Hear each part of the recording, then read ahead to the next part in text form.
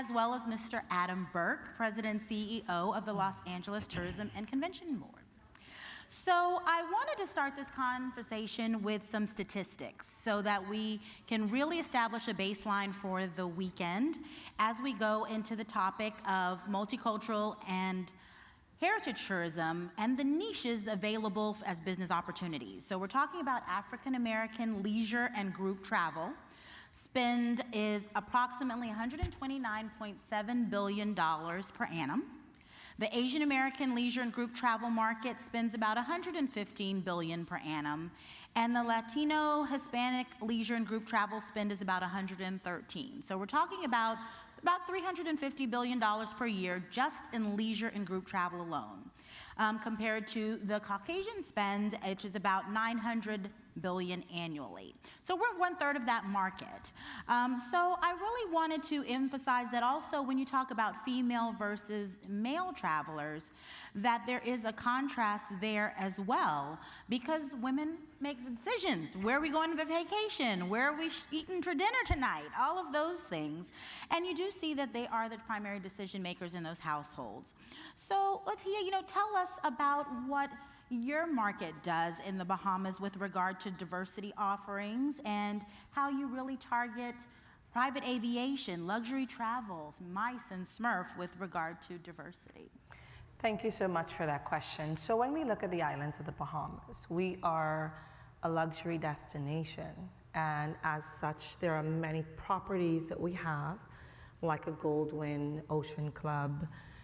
There's so much that we have in the Bahamas, just a certain menu of options, right? Weaving that in with more than 30 luxury properties, we've excelled in that space. So there are significant offerings there.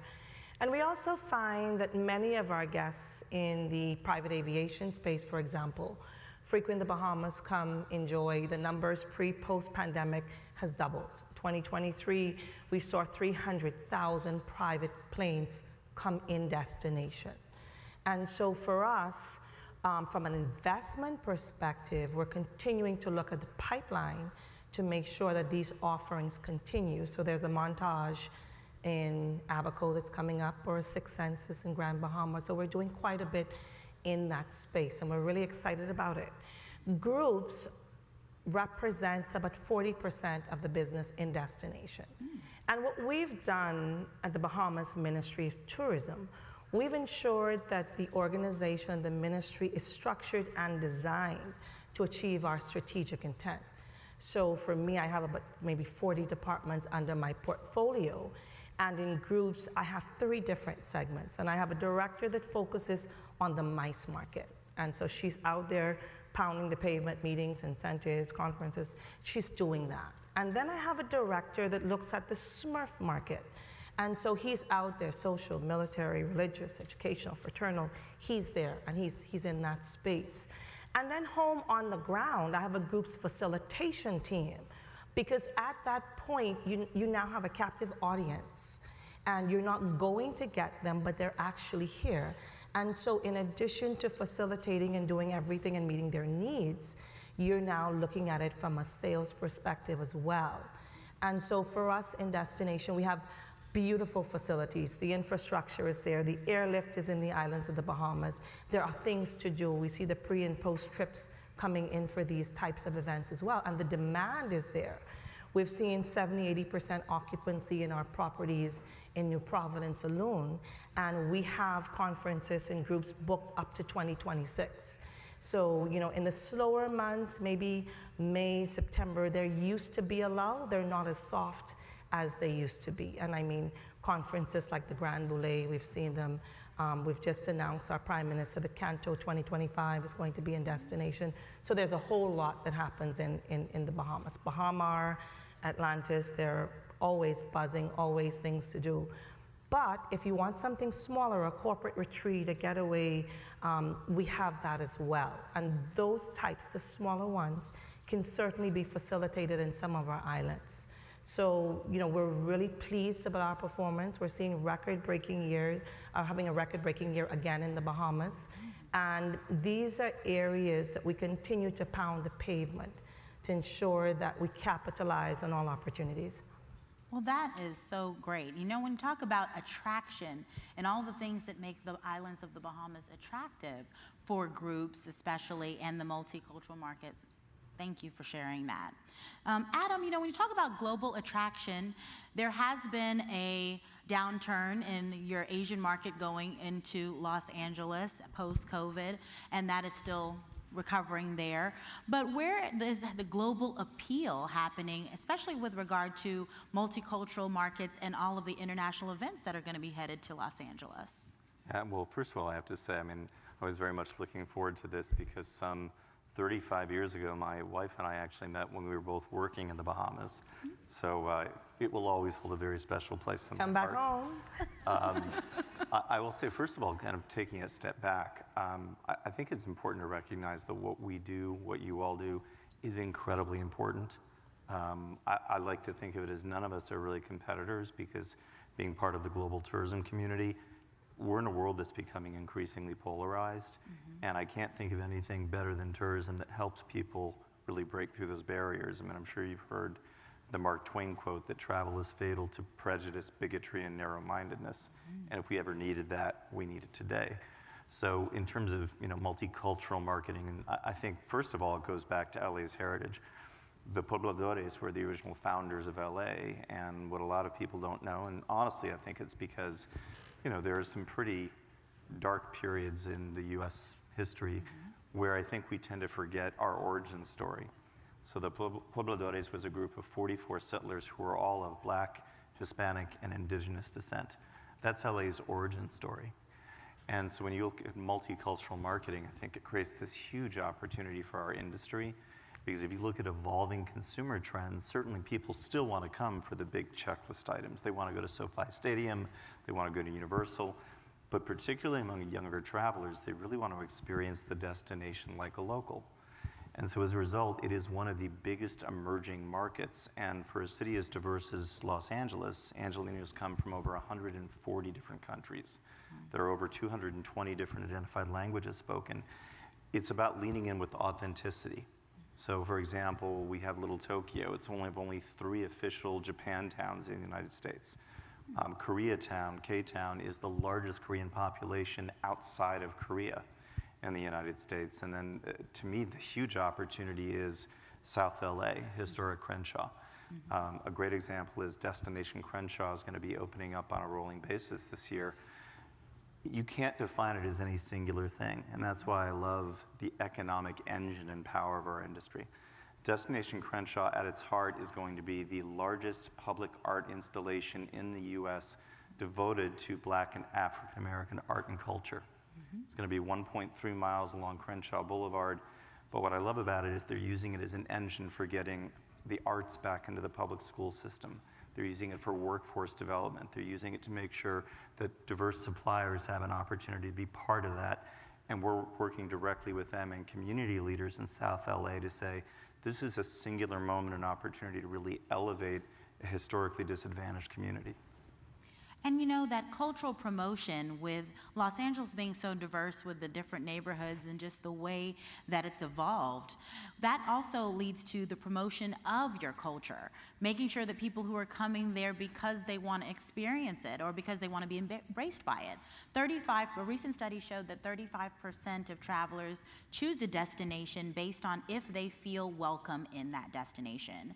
So, Latia, when it comes to promoting Bahamian culture and heritage to international tourists, how do you see that scope, and how has the Bahamas done that very well? So for us, when we look at the Bahamas, our culture, our history, our heritage, our people are some of the things that sets us apart. And so in everything that we do, you know, my colleague spoke about being authentic. We've implemented a micro-series of content stories showing Bahamians in their element, doing what it is that they do. All of our marketing, every single thing that we do from a cultural perspective promotes Bahamianization. We have a program in the Bahamas that's decades old, and it's called our People to People program. And it's an opportunity for you to have a day in the life of a Bahamian. And it's a free initiative. You just go on Bahamas.com, complete the form, we look at the profile of the visitor along with the profile of a local, and you have a day in the life of Bahamian. So day 1, you're meeting for the first time, day 2, your friends, and day 3, your family. And so we've seen this over time where a lot of our kids, when it's time for them to go to college, now visit many of these families abroad. And speaking of culture, you know, for us in the Bahamas, Junkanoo is a way that we express our culture. And so we're proud, and that's something that we celebrate as a destination because we have a Caribbean of islands within the Bahamas. Over the summer period, we're looking at having 30 different festivals across 13 islands. So festivals and a celebration of who we are, that's our way of life. And then we lift that package, promote it, to ensure that the world is aware that these are some of the things we do as a Bahamian, and we want to share our culture, our history, our heritage with you. And so even from an economic perspective, at different points in times, you can go to a Junkanoo museum. You can have an immersive experience in that. You can go to the shack where Barabbas is, and you can learn how to make those pieces. And, you know, shake the cowbells and dance with the junk. So these are things that we actually promote on the world stage. And we're finding more and more that the more we share who we are, the more interested individuals are in seeing, understanding, and experiencing the Bahamas and our people. And through that, would you say that your marketing strategies, whether it be traditional, social media, that those strategies are innovative with regard to showcasing those authentic experiences? Absolutely. So every single thing that we do, and we do a bit of all of what you've mentioned, and obviously in the digital space, we're doing so much more there, especially from a retargeting perspective. But yes, every single thing that we do, every mission that we have as we go on the road, you'd always see we package, we promote, whether it's Junkanoo, the mixologists, our celebrity chefs. Yes, we do promote everything Bahamian. Fabulous. And what about you? Tell me a little bit about Los Angeles with regard to innovative marketing and what strategies you're utilizing in order to promote Los Angeles as a diverse, welcoming destination. Sure, and actually I think this is something the Bahamas does exceptionally well is I think tourism has to be something that the community views as being done for them, not to them. And you know, if you saw a week and a half ago, in Barcelona, you literally had residents spraying visitors with water guns saying, we don't want you here. I think there are cautionary tales all around the world where, to me, responsible tourism has to be done sustainably and has to be done in concert with the community, and I think the Bahamas has really leaned into that. For us, it's a matter of several things. The first thing is, whenever we do global focus groups, one of the interesting things is the words that kind of rise to the top. Because certainly people talk about, you know, the weather, the beaches, the attractions, but the two biggest words that always come up is that a trip to LA represents a sense of personal freedom, that it's an opportunity to really experiment and play and do things you might not do at home. One of my favorite quotes is from one of our focus groups, is from a woman who's from a very conservative country, and she says, I love the fact that in LA I can sit on my husband's lap eating an ice cream cone and no one's gonna stare. You know, we had another woman who said, I have my LA hat. I will only wear it when I'm in LA because I feel comfortable doing it there. So I think for us, it's realizing, especially when we talk about multicultural marketing, two things. First of all, no group is a monolith. So when people say, you know, well, what does the black traveler want? That's an impossible question because there's no singular answer. You know, are you a family traveling with kids? Are you, you know, part of the Divine Nine and you're traveling with a group of girlfriends? Are you going as a solo traveler? So I think part of it is recognizing you've got to create the accessibility so that no matter what your experience is, it's easy to get to that. But the second piece of it is the way we promote the destination, we don't really hire talent. We hire people who have an authentic connection to Los Angeles. So when you look at a lot of the creative we put out there, these are actually locals who they may be a celebrity in their own right, but they also have a deep connection to Los Angeles. You know, a terrific example is, you know, we've done some work with Alison Felix. She's the most decorated U.S. track and field star in history. And beyond that, we're going to be hosting the Olympic Games and Paralympics in 28 again. So it's always trying to find that connective tissue where we're celebrating our community, and some of them may be globally recognized, but it's authentically celebrating our community members. And that's so important because tomorrow morning, Laura Mandala of Mandala Research will be going through the different niches and the way the traveler has changed and evolved, which is great data for you to be able to take back to your tourist board, your CVB, to your organization. But also with regard to supporting responsible tourism and sustainability initiatives, what does Los Angeles, how's that been working in attracting those responsible tourists? So I'll answer it a couple different ways. One is, I'm not sure if you're familiar with the United States Travel and Tourism Advisory Board. It's actually an amazing example of a private-public partnership approach to tourism. And it's been around for nearly 30 years now. So the Department of Commerce, the Commerce Secretary appoints 32 travel executives for a 2-year term to provide basically private sector guidance on how federal policy impacts our industry. And I'm lucky enough to be serving on the TTAB right now. I can tell you, Commerce Secretary Raimondo has been an incredible champion for our industry. And one of the things she tasked us with looking at how do we make the U.S. a more sustainable destination kind of broadly. And within that, she's really focused on how do we make tourism more equitable. So I think it's wonderful to see that federal level of focus on it. For Los Angeles, what I'll say is, boy, in the U.S., we are chronically behind the rest of the world when it comes to this issue. What makes me a little crazy is I think we keep trying to reinvent the wheel. You know, the rest of the world has the United Nations Sustainable Development Goals. And the SDGs are the globally accepted lexicon that everyone leans in on. And I think it's time. Global problems require global solutions. It's time for the U.S. to join the global community in that regard. And I think part of it is just awareness and education. I think when people hear the SDGs, they assume it's just environmental. They don't realize that the SDGs include things like poverty alleviation, good paying jobs, sustainable communities, infrastructure and innovation. So everything we need is right there. So in LA, what we've done is we've said, well, you know, you probably can't do all 17 at once. Right. So right now in our 3-year strategic plan, we're focused on goals 8 through 11, because that's where we feel we can make the biggest difference. And our recommendation through the TTAB to the Department of Commerce is that the U.S. really should adopt the standards of the Global Sustainable Tourism Council, because GSTC was founded in the U.S. It's been around 15 years.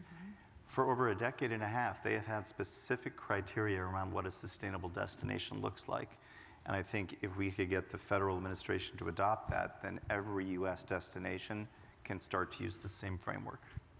And with the word sustain, right, you have the situation of just global warming and all of the effects of disaster relief.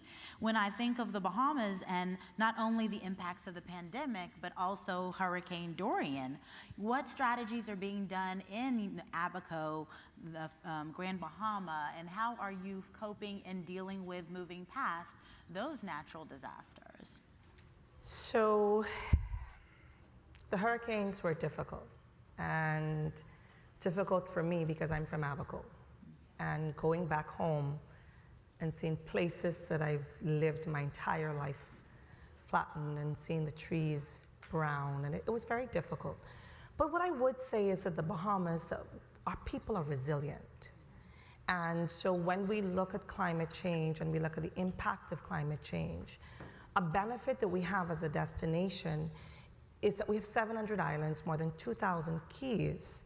30 of our islands are inhabited, but 16 we promote in the tourism space. So the fact that 2 of those islands may have been affected, it doesn't mean that you cannot still come and visit the destination. And so in the aftermath of the hurricane, we shared with individuals, the greatest way that you can help is to just come and enjoy our destination.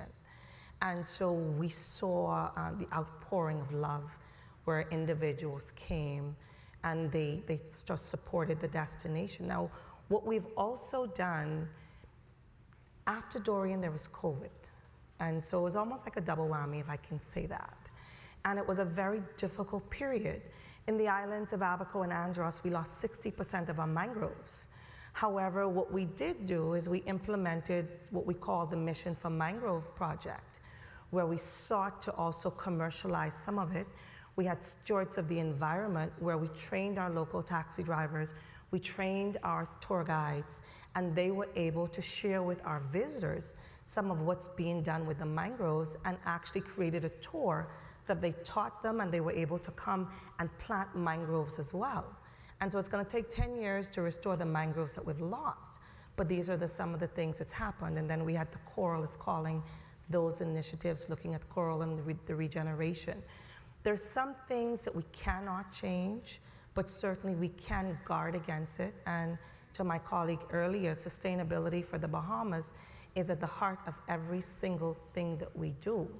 And so as a destination, we want to ensure that our communities are involved in the tourism space. So when you visit an Abaco, an Andros, or Cat Island, you know that the locals are feeling the impact of tourism. We see where the visitor profiles have changed. They no longer want a lot of the bright lights all of the time, but sometimes they want an off the beaten path experience where they can be one with nature. And the Bahamas has those offerings as well. So a lot of our nature-based initiatives and activities we've seen return to the islands of Abaco and Grand Bahama. We've seen a lot of the rebound. In fact, in Abaco, it's stronger than ever right now. We've seen the love and the outpouring, and the destination has certainly been resilient and certainly rebounded. Latia, if I can build off of that, I think any destination that feels they're immune from these possibilities, you're setting yourself up for disaster. I lived on Maui for 5 years, seeing the devastation, just as you described, where a dear friend of mine called and said, Lahaina's gone. And I thought that had to have been hyperbole. It's not. It's literally laid waste. That's happening in Jasper, Wyoming right now. It happened in Paradise, California a few years ago. So one of the reasons we're very proud to be the first urban destination in the US to become a member of the GSTC is because I think we have to put long-term sustainability and resiliency plans in place. To me, you mentioned the pandemic. I think probably the biggest fallacy of the pandemic, and I think we all fell into the trap, was saying, well, no one could have seen this coming. The only problem with that is there is a group of people who for 20 years were screaming, pandemics run in historical cycles. Epidemiologists have basically been saying, look guys, we're 10 to 20 years overdue for a global pandemic. And no one, myself included, listened. So I think if we don't take the lessons from the pandemic and say, okay, with looking at global climate change, we should expect more epidemics and pandemics. In a city like LA and in California, we're a coastal community. You look at things like wildfires, earthquakes. I think the way we create sustainable and resilient destinations is to plan now for those contingencies. That's why I think you were so well prepared, as you said, you've gone through that over the years. And so it's tragic when it happens, but you've got an incredibly resilient community that rebounds. Thank you. And if I can just add a little bit to that, I think what's so important is stakeholder engagement and collaboration, right? So when we saw the impacts of the storm, it was bringing everyone together. Public-private partnership, our travel advisors, the trade, the travel trade, making sure everyone is aware of what's going on. We saw it in the pandemic again, and it was a very difficult time because in the Bahamas, about 60% of our GDP is derived from tourism. Even through, and as we were looking at exiting the pandemic, thanks to our friends at Royal Caribbean, and I see Phil Simon is over there, we looked at the home porting initiative, and that actually started cruising again. So, you know, like you said, you know, it's looking at it, planning, preparing for it, understanding that we're not isolated. Any of these things can happen, but it's having the right recovery and strategic plan in place, staying connected with a lot of our partners so that as you start to recover, the word can get out and our visitors can start to pour in again. So as the rest of the other destinations, international and domestic, do look to the Bahamas as the leader, a trailblazer when it comes to many things in advertising and marketing, what do you feel are some of the ways that the Bahamas is doing well and other people in the room, other tourist boards, destination marketing organizations, can take a page from the Bahamas' book? What are you doing well, or some great examples of campaigns that are doing well for you? Well, for us as a destination, there's a couple things that we looked at. And yes, we have our natural resources. We have the sun, sand, and sea. Earlier, we spoke a lot about our people, and we spoke about the culture, the history, the heritage. I shared that we're having a record-breaking year. Last year, we welcomed 9.65 million visitors to our shores. But for me, what's important, and it's a multi-pronged approach, right? So on the sales side, it's maintaining, it's growing, it's exploring. So the Bahamas has Bahamas tourist offices all over the world in key source markets. We have to stay connected. Tourism is our lifeblood, and that's very important.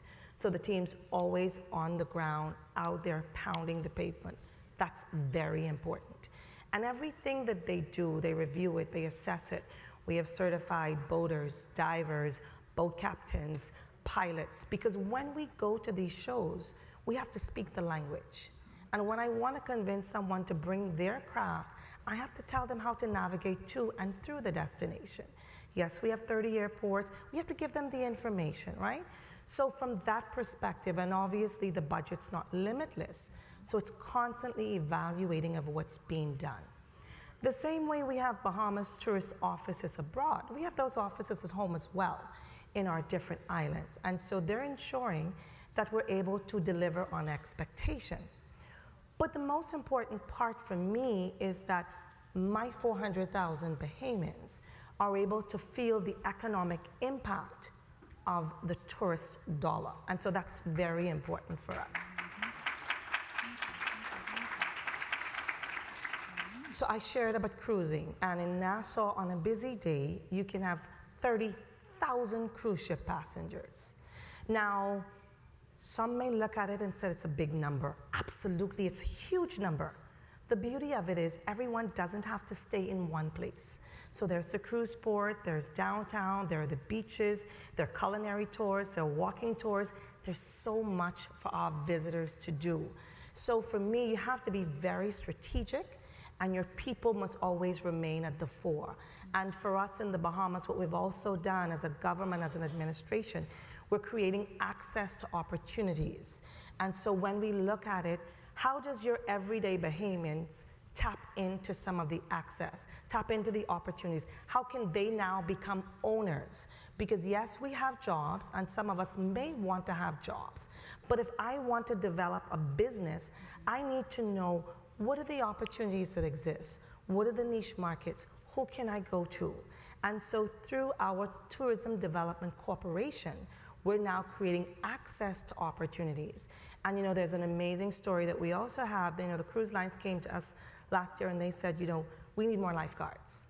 Okay, wonderful. Our Tourism Development Corporation created a curriculum. We've had 350 graduates thus far, another 120 by the end of the year. It's, again, access. If you have an idea, if you have capital, if you want to participate, if you want to be a part, we've now developed and designed a vehicle so that tourism is everyone's business, and everyone that wants to be involved can be involved. And so when they see the beautiful ads that we're showing, and they see the passengers that are coming, the visitors, they know that they can have access to that opportunity from an economic perspective. I love the way you describe that, Lucia, because I couldn't agree more. I mean, in Los Angeles, you know, it's the one place, tourism, I think, is the one place where trickle-down economics actually works. Trickle-down economics does not work anything else, but in tourism, we have this incredible opportunity to really elevate communities, and I think that's where multi-heritage, multicultural tourism is making a profound difference. One of the things we've been doing, and I said this in an earlier session, is reaching out to small businesses throughout LA who candidly haven't really thought of tourism as a way that they can really elevate their business. And we're recognizing that what we need to do as stewards of our community, we need to create capacity for them.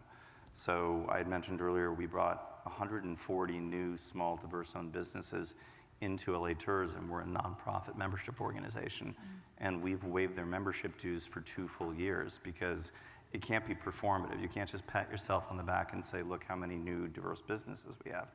That's only successful if they're able to grow their revenues, if they're able to grow their employment. So what we really do is integrate these small and diverse businesses into every single facet of the organization, whether it be our own procurement policies, whether it be what we do when we have an event planner talking about how to program a space, when we work with global travel trade. We have this massive opportunity with the intersectionality of multicultural heritage and tourism and really elevating communities that have never been able to fully benefit from it.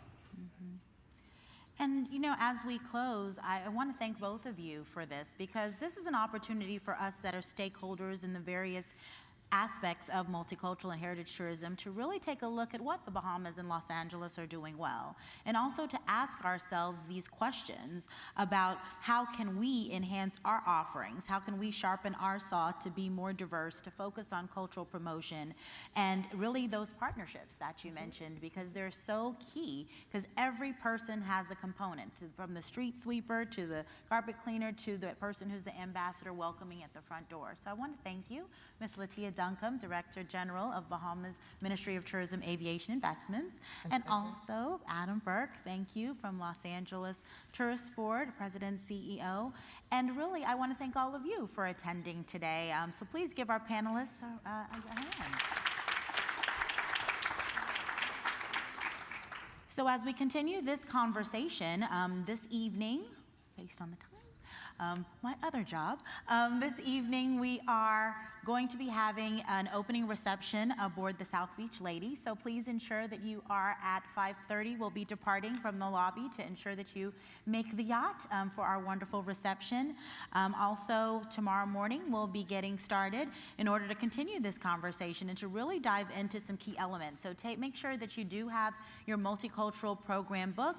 It targets many of the key things we'll be talking about, getting into all kinds of things like technology and innovation, which is a topic that we'll be talking about that many of the CVBs and tourist boards are doing well, and how you can better implement them. So I want to thank you both for your time. Thank you.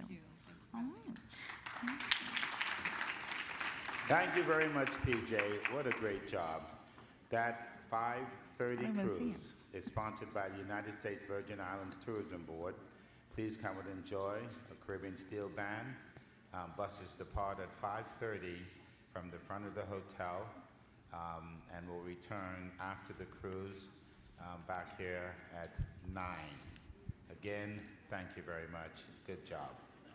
Look at that role reversal, ladies and gentlemen. Thank you.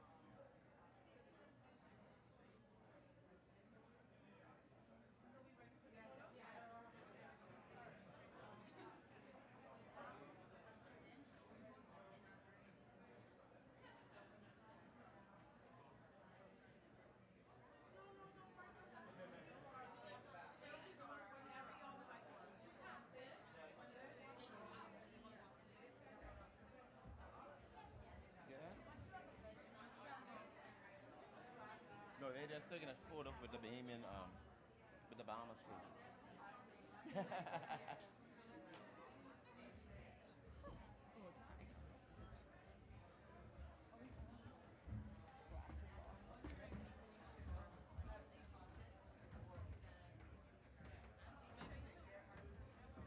She can sit in the front and we can stand up around In the middle.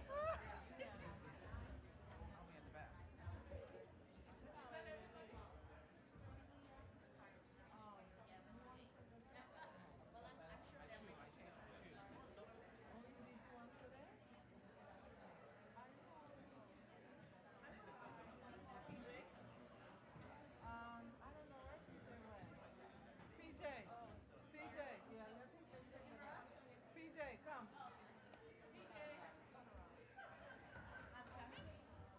One second, Ms. Brown. You want Mr. You need Mr. Burke? You need Mr. Burke as well? You could get her. Mr. Burke, photo, sir. But the Bahamas.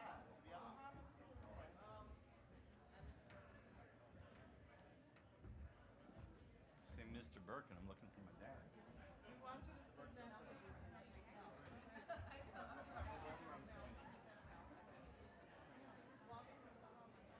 My photographer for this shot. So you're gonna share my shot. Anita's gonna give it to you. Who's first? We're ready. No. The shield, one more where we're looking at you, please. One more.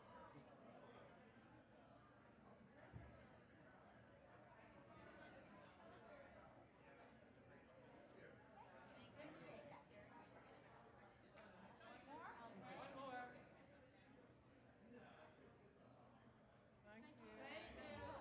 Budding photographer, always one more.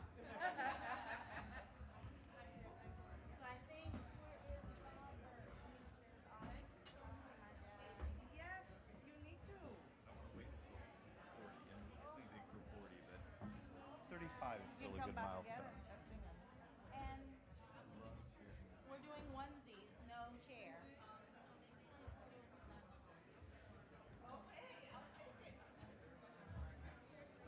All right, there was 0 because we're just one at the time at the podium. We're not on the stage simultaneously. And the one thing I'm not starting. Hold who's for picture. We already took a picture. You didn't see it? DeShields and that student right there, and he always missing. Why should I call you? Hello. Call someone, call Richie and tell everyone. No.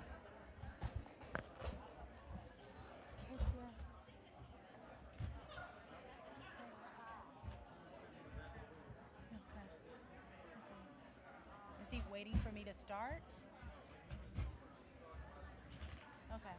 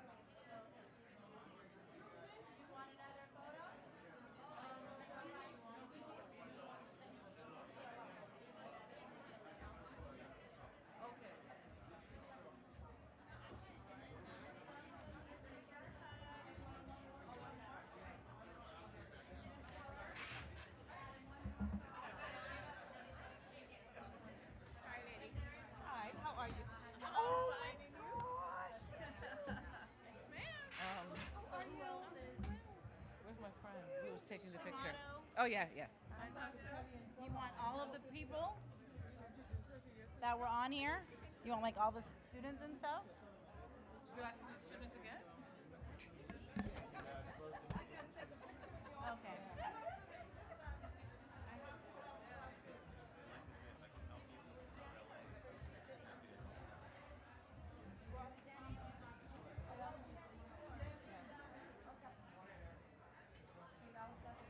Tourism pick? Okay, let's go. This is a tourism pick? Okay.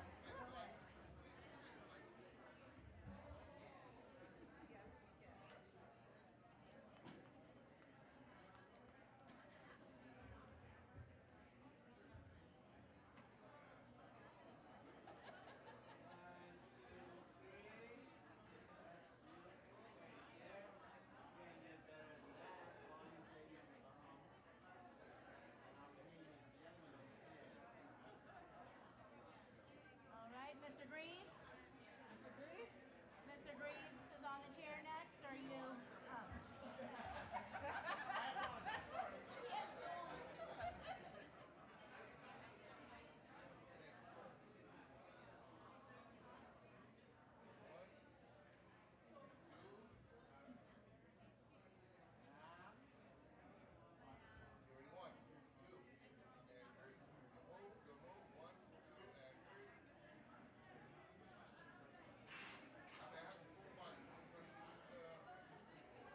Sure.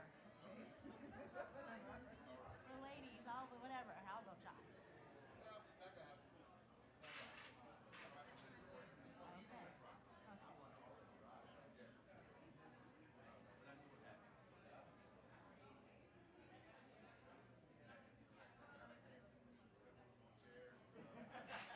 Okay, thank you. Thank you so much. All right. Oh, excellent. Thank you. Why don't you take a picture of y'all and send it to Michelle? They just told her you want to find her. I got to catch up with her. You be so busy. My knee isn't all the way healed. I figured that out today.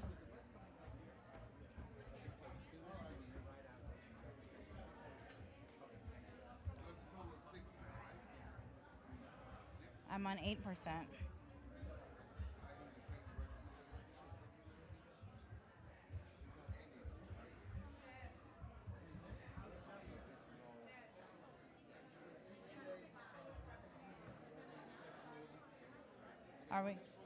Are we ready?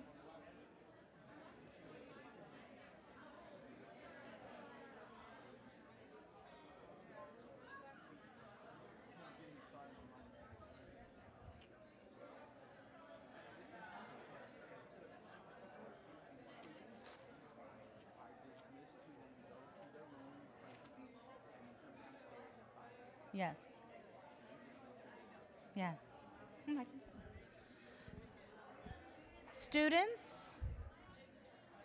Students, after the session, you'll be dismissed in order to freshen up and then make sure you are in the lobby to depart by 5:30.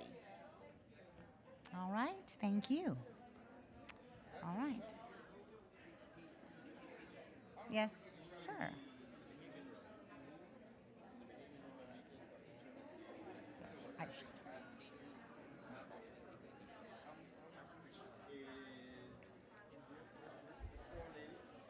Lobby.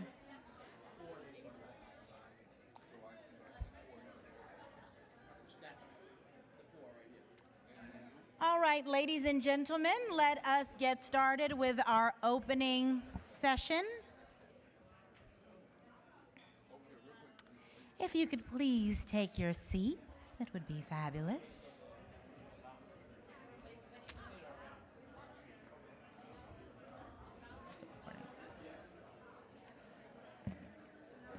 All right, ladies and gentlemen, thank you once again to my wonderful Executive Roundtable contributors. Thanks again to Latia Duncombe, Director General, Bahamas Ministry of Tourism, Investments and Aviation, as well to Mr. Adam Burke, President and CEO of the Los Angeles Tourism and Conventions Board. So with that, I want to officially welcome you to the opening of the 11th Annual International Multicultural and Heritage Tourism Summit. We have such a jam-packed weekend. We started with a bang today. How many of you enjoyed the international lunch? Wasn't it inspiring? I was definitely inspired by everything, because preparation is nothing. Opportunity is nothing without preparation, actually, because you saw how with those examples, they really put everything in place so that once they got the opportunity, it was go time. So with that, I think it's essential as we're talking about how we want to be part and have our contribution to be part of the $129.7 billion annual spend, you want to see where you fit in. How can you get a piece of that? How can you not only embrace that and all of the opportunities that come with it as service providers, whether it's products or services? So with that, I would like to welcome to the stage Dr. Andy Ingram, who is the founder, president, and CEO of NABHOOD. And it's all right.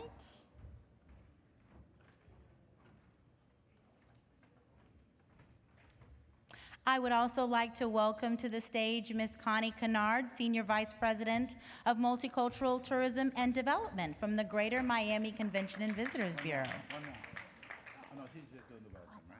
Why are you going to have a conversation? You don't need more than 2 chairs. Just y'all two. Just your two. All right. Thank you.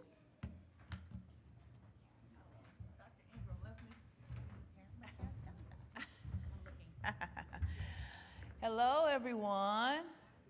Hello. We need some Friday afternoon energy. So thank you for being here. I know some of you may have stayed over from the NABHOOD conference.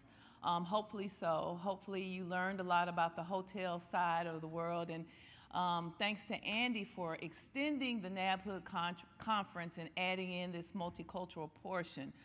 It's a good conference. It's a great way to connect and actually just kind of learn about what others are doing in the industry. Hospitality and multiculturalism means a lot of things. And so I'm going to kind of do something a little bit different today. Welcome to Miami, of course.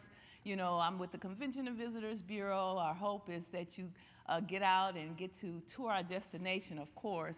And I'll talk a little bit more tomorrow about some of the things that we're doing. Petra Brennan, our Director of Tourism Business Enhancement. Adam, you talked about businesses earlier.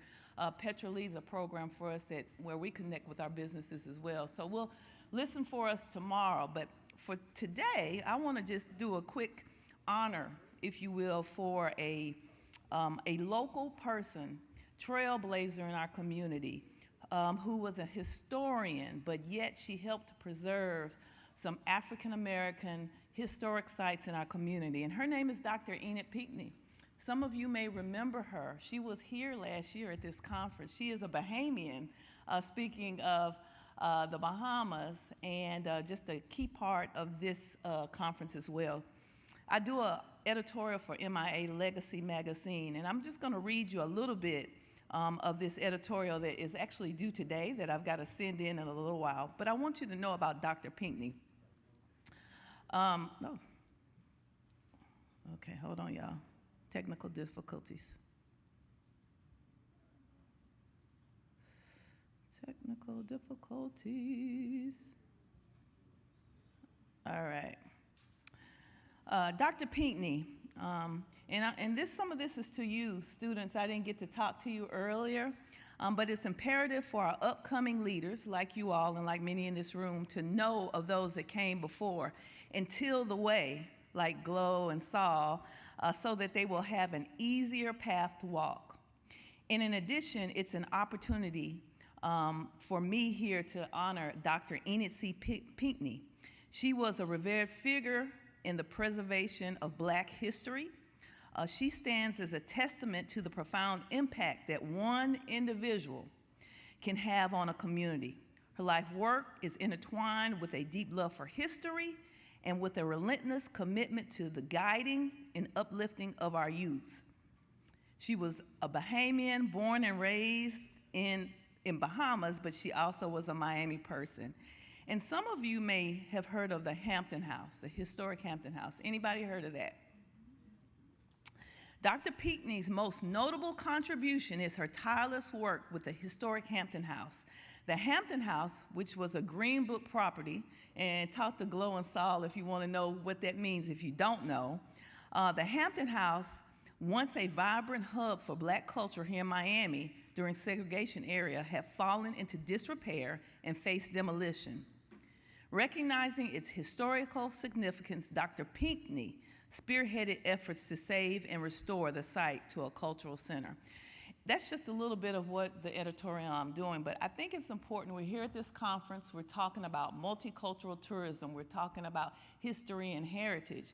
And it's also important to honor those who help preserve the same things that we're promoting and which makes our destination great. So with that being said, I just want to give honor to Dr. Pinckney, just passed away about maybe a week ago now.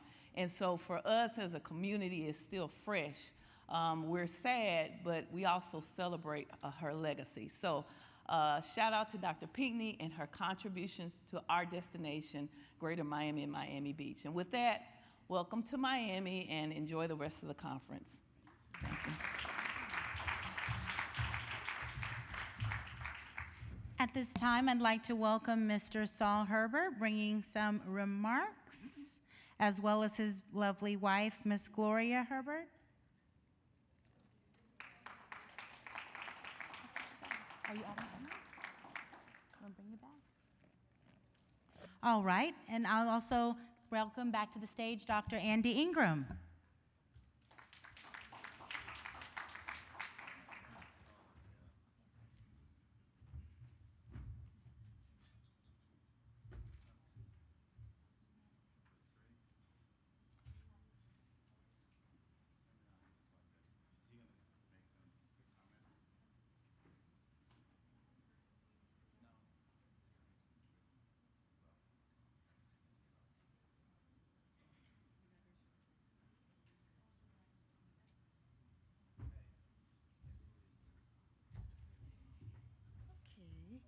Well, next year when you come, we'll be running on the stage, I'm sure. But thank you so much for your wonderful patience. And it's always a special privilege to be able to attend this conference.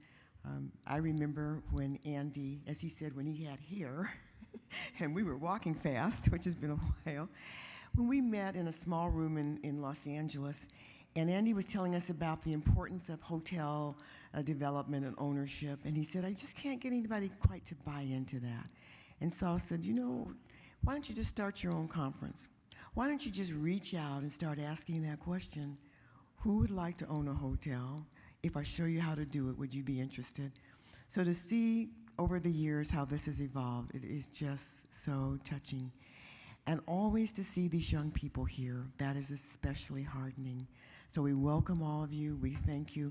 We know that you're going to find something here that's worth taking away with you.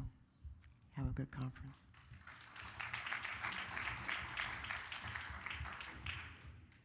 Well, I want to thank you for being here as well. I wasn't prepared to say anything because Andy was supposed to be doing this. But anyway, welcome and enjoy the rest of the conference, and I'm sure you get a lot from it. Thank you.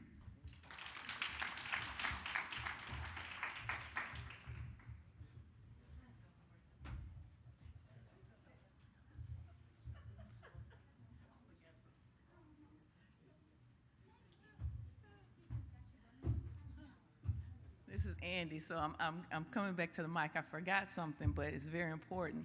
I acknowledge Petra Brennan, who leads our tourism business enhancement area of the CVB, but also Dr. Graylin Swilly Woods. We are happy to have her back.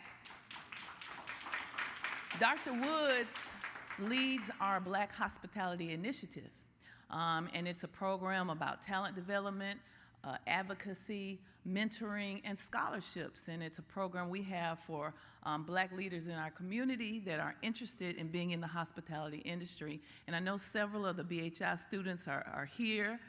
Thank you for being here and taking the time, and then also working with the rest of the students that are here. It's such a wonderful industry, and so I know that you're going to learn a lot from the rest of the sessions, but I had to acknowledge Dr. Woods. She puts in a lot of hard work, so we thank you. Thank you.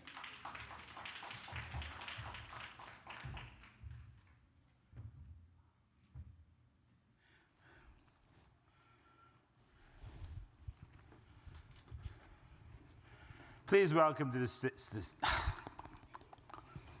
I don't know, must be no alcohol yet, but please welcome to the stage the Deputy Commissioner of Tourism for the United States Virgin Islands, Shamari Haynes.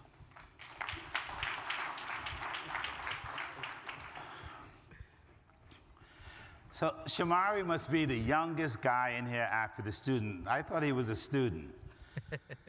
And think about it.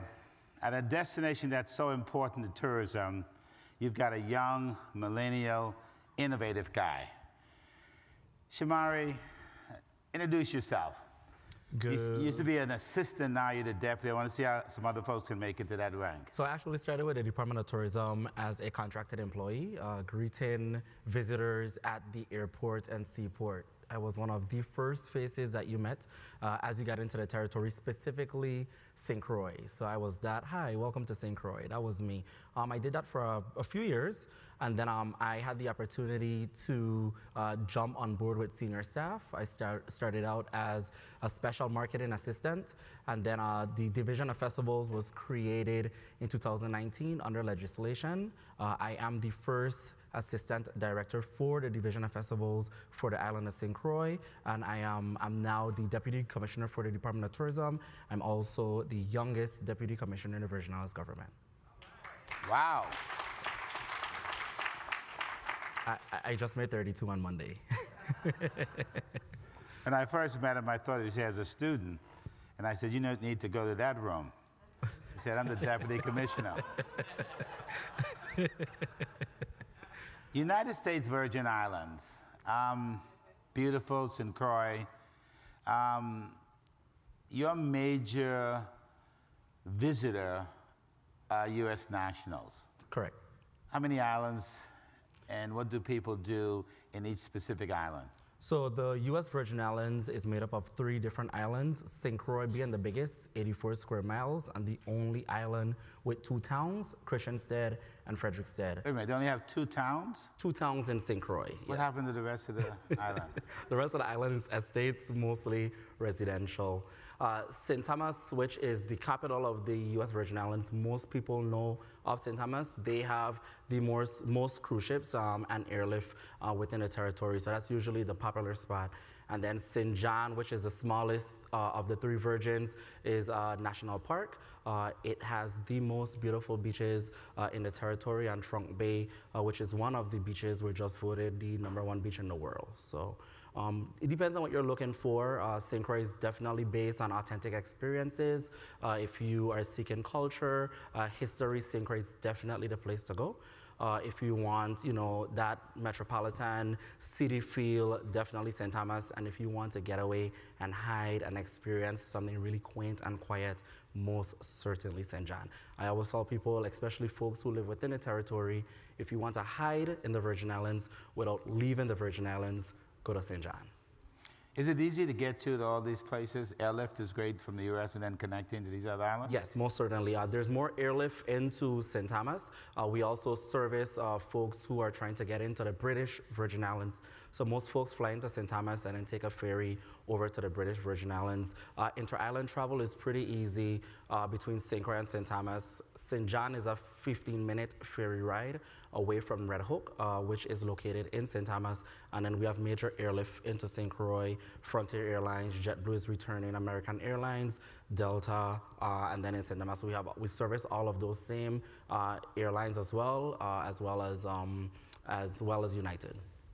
I was talking with you and Felina earlier, and when you mentioned that you worked on a festival as assistant for festivals, The festival that you guys put on, do they attract visitors? Oh yeah, most certainly. So the Division of Festivals, like I mentioned earlier, was created by legislation and placed under the Department of Tourism in 2019. The Crucian Christmas Festival, which is St. Croix Festival, the Winter Festival, St. Thomas Carnival, which happens during the spring, and St. John 4th of July celebration, which is a summer festival, falls right alongside or in line with the 4th of July Independence Day celebration in the US, are the three biggest festivals I really want to say in the entire Caribbean. But if you're from Trinidad, you're not gonna believe me or agree. We feature world-class entertainment from various genres of music. If you're familiar with soca music, we've been as big as Machel Montano, Kes, Nadia Batson, right over to most recently in St. John, we had Wyclef Jean, and if you're into like the dancehall scene, Dex Adapts and stuff like that. So we put on these world-class entertainment, or concerts, I'm sorry, with world-class entertainment for free. The only place in the Caribbean where you're gonna get that experience. Usually to see Machel Montano, a ticket is maybe $250, maybe $300. You come to the Virgin Islands and you get it for free. And then within that, what we started to do is we started to market the territory to overnight guests. So folks come in to experience a festival. Some folks come in before, some folks decide to stay right after, where they could actually be able to indulge and engage within the culture, get the food, connect with the people, because the Virgin Islands is a melting pot. So we encourage folks to check out the history, definitely learn about the culture and experience the diversity. What about cuisine? Are you guys known for cuisine? Of course, of course. I brag about the cuisine all the time. So food in the Virgin Islands is great, but if you really want what we call authentic Crucian food, you definitely want to have that food experience in St. Croix. What we find is a lot of tourists are seeking authentic experiences at destinations. So there's this one specific lady by the name of Carmen in St. Croix. You could literally, their business is called Crabs with Carmen. You literally go crabbing with Carmen, you literally pick a crab, and she shows you how to prepare it from beginning to end. And then there's the VI food tours that is done out of St. Croix as well. And it's a walk-in tour. It takes you to all the different restaurants within the island, but it has been expanded as far as St. Thomas and St. John as well. So you've got all these activities coming in. Most destinations, when you go to, sometimes can be very boring or it's known for one thing. But it's almost like a multifaceted experience that you can get there. Give me an idea in terms of the amount of visitors you get every year to the US.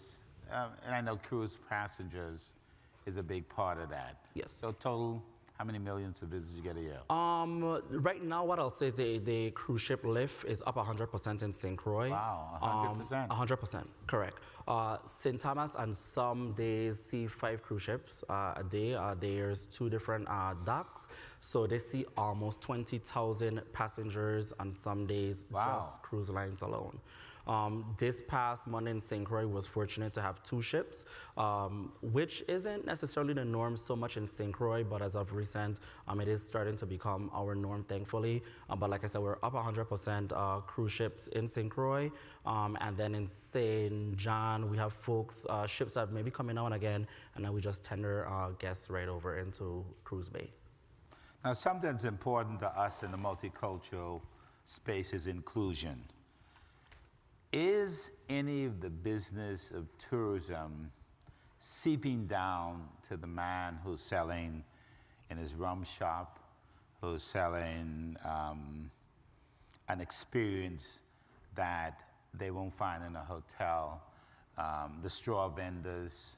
Is it seeping down? Because it has been our experience in terms of all the dollars we spend. For most part, communities aren't really impacted that much. They are, but not a whole lot. So in 2023, if I'm not mistaken, we actually launched a brand campaign called Naturally in Rhythm. Naturally in Rhythm, it allowed us to feature like the smallest individual within the industry, right? Somebody who's on the side of the road, maybe cutting coconut to provide fresh coconut water. What we recently did is we kind of push the brand a bit further, and now we're asking folks to step into rhythm. and that's like the second leg of the Naturally in Rhythm campaign, which we're featuring just about everybody, whether there is a musician, a local cook, a local businessman. And then in St. Croix, we have our own marketing campaign for St. Croix, which is called St. Croix A Vibe Like No Other, and that allows us the same opportunity to promote and introduce, the smallest guy or smallest female within the industry to showcase their talents and be a part of what we're doing in a bigger scheme. So as the tourism numbers grow and visitors grow, you're telling me the economy is going, the trickle-down impact of the economy, not just employment, is going to grow too. Correct. Well, a lot of destinations are having challenges of creating the experience. St. Croix doesn't, and the U.S. Virgin Islands doesn't seem to have that problem. I'm going to do something different and open up questions for the next 10 minutes, next 8.9 minutes. Any questions that one would want to know about the U.S. Virgin Islands? I let him slide on a couple of things when he said they had the best beaches. I'm from the Caribbean. I'm not, he's our guest. I'm going to let him slide. Anybody have a microphone? Just wait till the microphone gets you. I want to make sure we hear you. But you think about the Caribbean and how many islands we have in the Caribbean, and the culture is so diverse.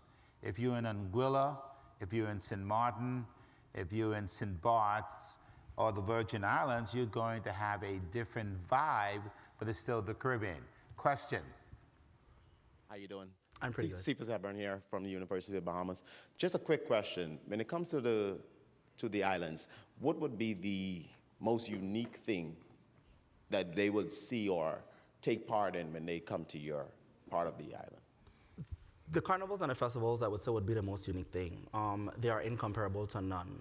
But as it relates to maybe island-specific things that stand out, definitely the cultural, the cuisine experience in St. Croix for sure, without a doubt.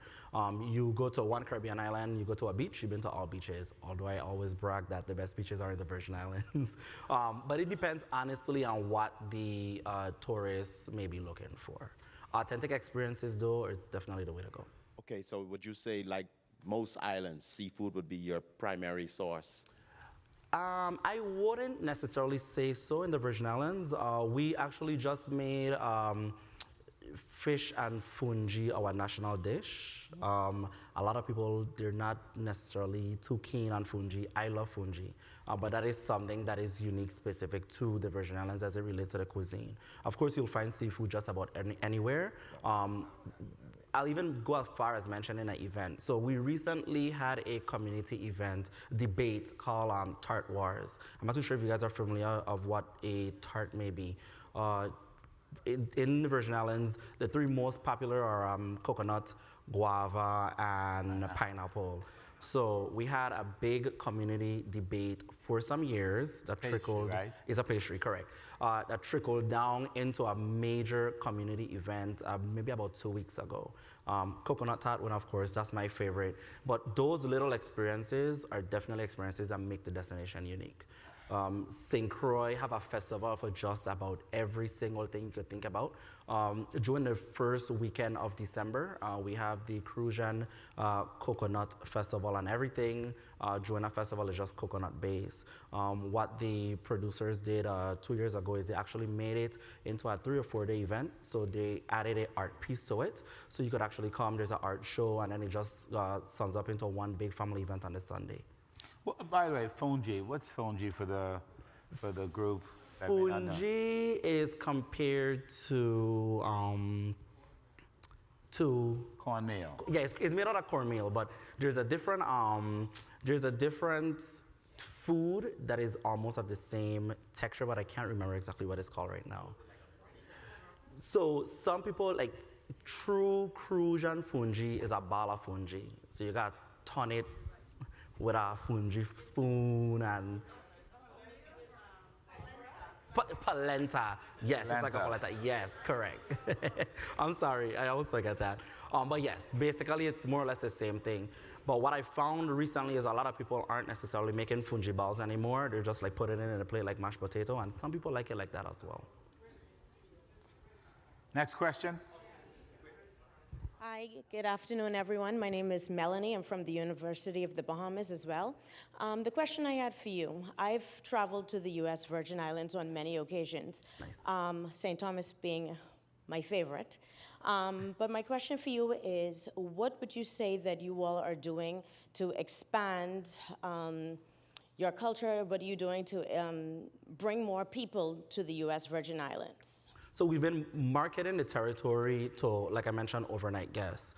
We've been definitely pushing to the forefront those cultural experiences that make the U.S. Virgin Islands unique. The Division of Festivals, I keep bragging about the Division of Festivals because we've realized that the Division of Festivals is a machine that actually allows us to merge several different pieces of our culture and push it out, right? So during the festival season, no matter which island, St. Croix, St. Thomas, or St. John, there's a traditional food fair, so there's a food experience there. There's some art pieces within that. There's some cultural pieces as it relates to the pageants. That's also within those maybe 2 or 3 week period of us celebrating outside of the concerts. Each island festival is different.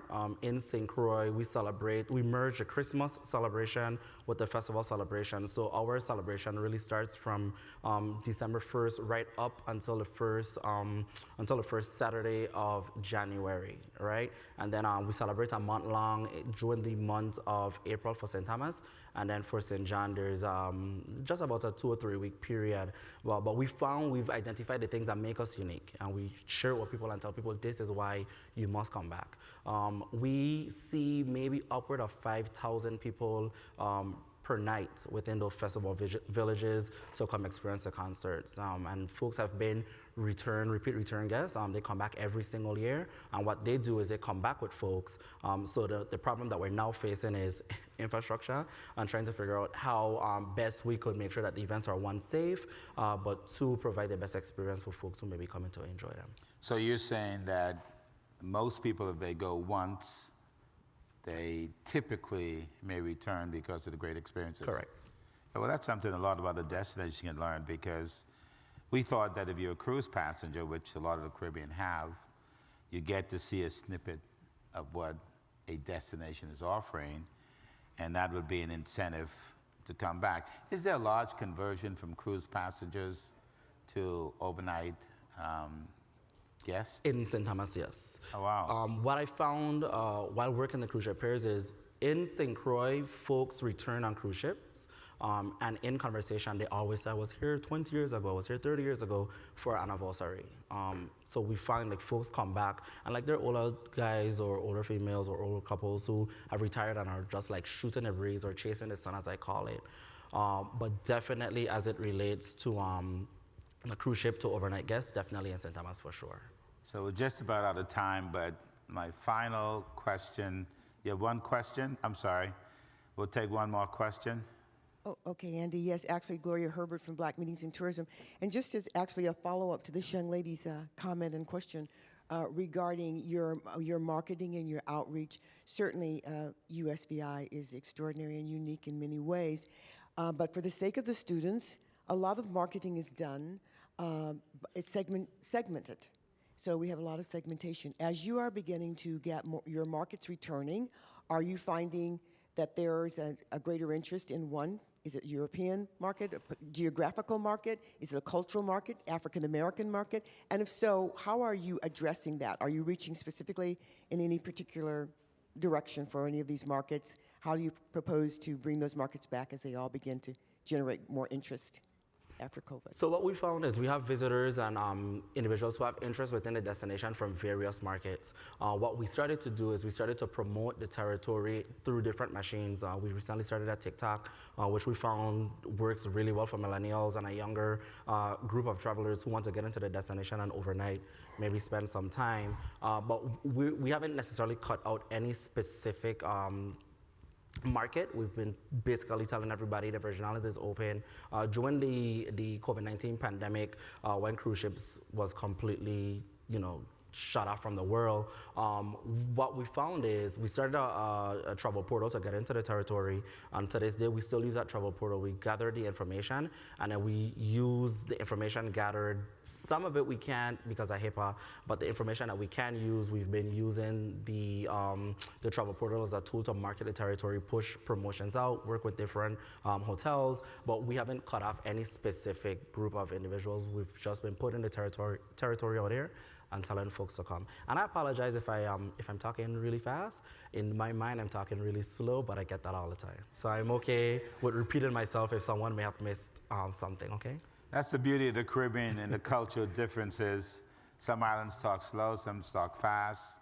I saw, what was Danella, Traveling with Danella show doing in your island? I mean, you guys have so many different experiences that if I pick up an article from Black Meetings in Tourism and Traveling with Danella, so you're really interested in going after the African American and the multicultural market. Most certainly. Perfect. Well, listen, to me, that's the growth market. Make sure you invite Danella to come back again.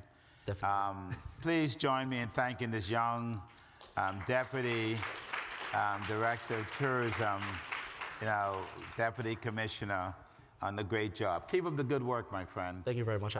Thank you again. Thanks.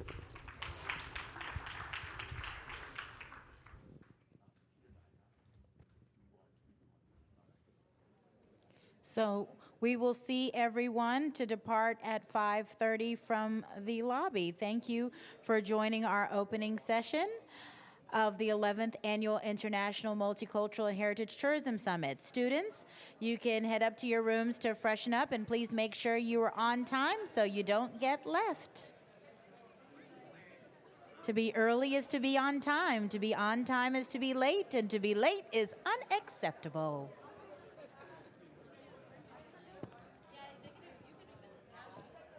It's hot outside. You're in Miami.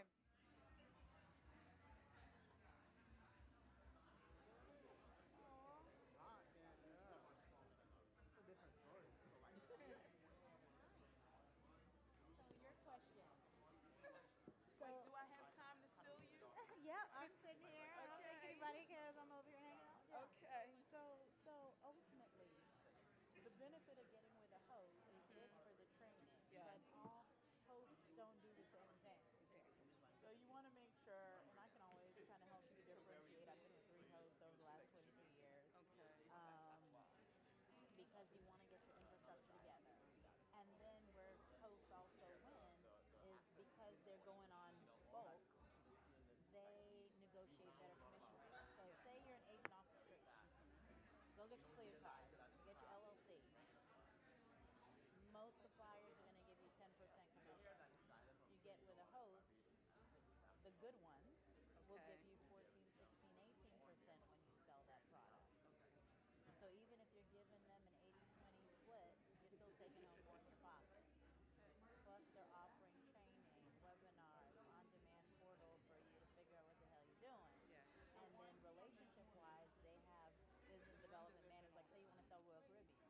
You have a business development managers assigned to that host because they sell however much volume, who will sit with you and write a business plan and say, oh, you want to sell Virgin Voyages? Let's work for a year on how to get your Virgin Voyages game on. Let's sit and have coffee. As an independent person, they don't care like that. They just a number. Okay.